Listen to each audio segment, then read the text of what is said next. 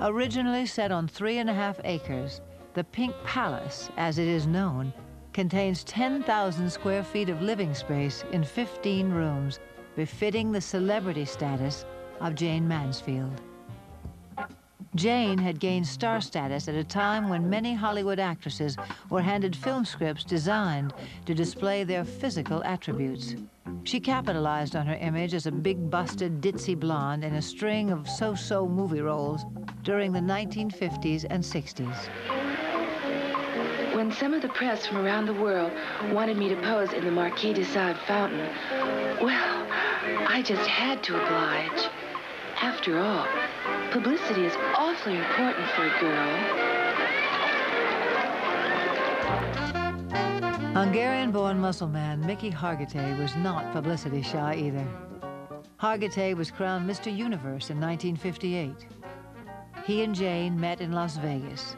Together, they were a publicity agent's dream. He was good for her publicity, she was good for his publicity, and there was just an animal magnetism and an amazing chemistry between the two of them. Jayne and Mickey were married soon after they met. They purchased their home on Sunset Boulevard for $76,000. A bargain when you consider that crooner Rudy Valley reportedly paid $100,000 for it in 1932.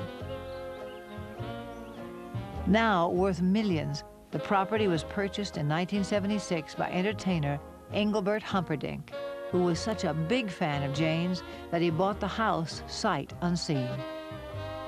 Jayne had loved the color pink, even as a little girl growing up in Dallas, Texas. Jayne wanted pink. Pink, everything pink. She loved pink. Everything she loved pink. So I said, there's no problem. We can do anything out of pink. Originally white stucco, Jayne and Mickey painted the house pink with a salting of quartz grains to make it gleam in the California sun. Built in 1929 for a mere $30,000, the house was designed by architect G.C. McAllister to look like a hacienda in southern Spain. This house really has the earmarks of the best of the classic Spanishes of the golden era of Hollywood. It takes after the Andalusian style, rural Spain, the hacienda in the countryside with a tower, balconies.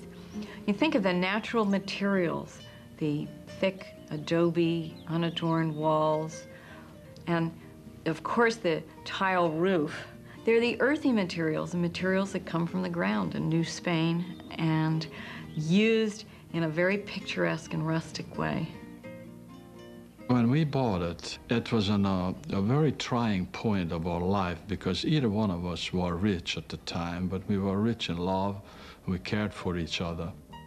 Mickey and Jayne moved into the house with very little, except each other. At the very first, I remember we were sleeping on the floor.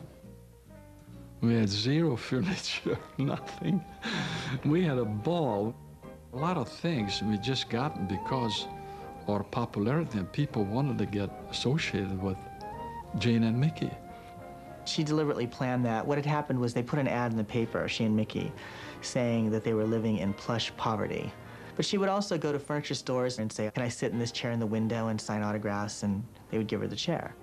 But the house contained more than the promise of free furniture.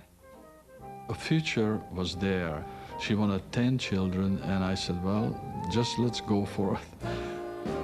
Part of her wish would come true. Jayne would have 5 children, 3 of them with Mickey.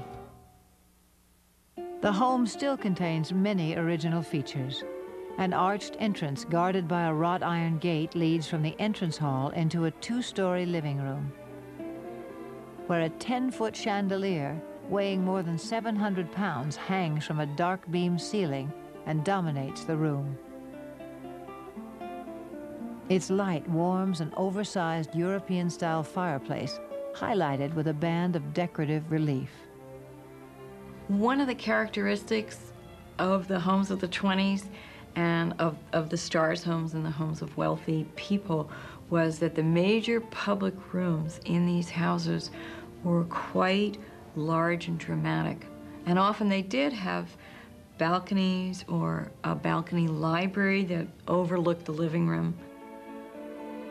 There is a balcony right off the bedroom, and she used to come out and she used to wave at me, and I used to come out on another side and we waved at each other, and like, you know, it was just a fabulous memories.